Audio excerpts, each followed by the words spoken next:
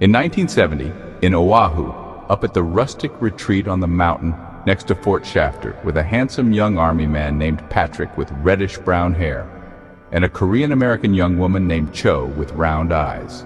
Here we are as Stardust looking at the stars. We learned the names of the stars during the nights up there in our mountain camp, and I was surprised to find out that the Big Dipper was called the Great Plough in the Orient. In this way, we also learned about the dragon's head, the snake, the monkey, and the rat. There, a shooting star.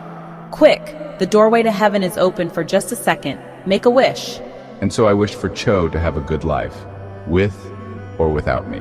Look, there's the coal sack rising from the sea, and the pole star has not yet set.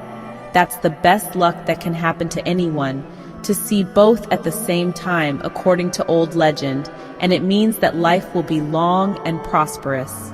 I looked at her lying there on the blanket, her dark brownish hair blending into the shadows, the peace of her smile, the wonder in her eyes, the absolute sincerity of her heart. How do you know the sky? It was dark where I first grew up. Each house had only one light bulb for the year. Look, there's the grand warrior with his sword fighting the giant water buffalo to save the emperor. To me, that's Orion the hunter fighting Taurus the bull.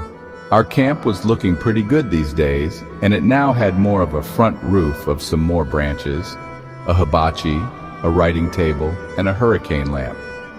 On the days when it rained heavily, we'd pull down a canopy on the front of the tent, and when the really severe storms came, we'd hibernate, hope, and be brave. We lived, loved, talked, and traveled around for many a day, at least on weekends or when I wasn't working, ever returning in the evening to the enchanted place.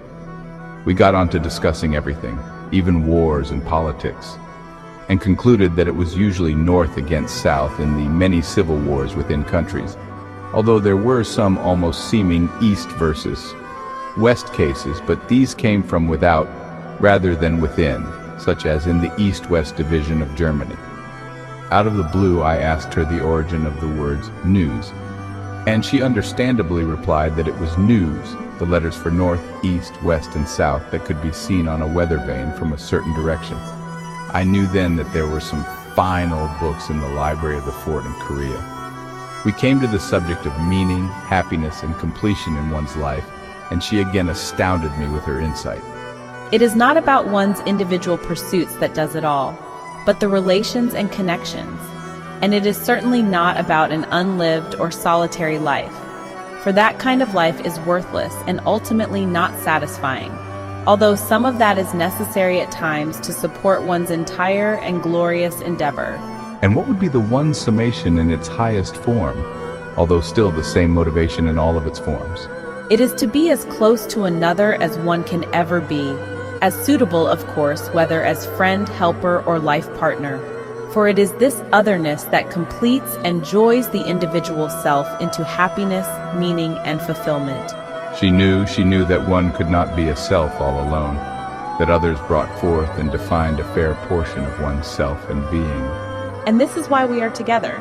The breezes swept over us at night as we slept on the wide cot at the back of the cliff cave, which was even in a nook, somewhat, by a tent extension that opened. This retreat was one of the things that made us akin with nature in this land, which was as open and free as the people in it. Warmth in climate begat warmth in human outlooks all the more. Other places could never be quite as Hawaii was.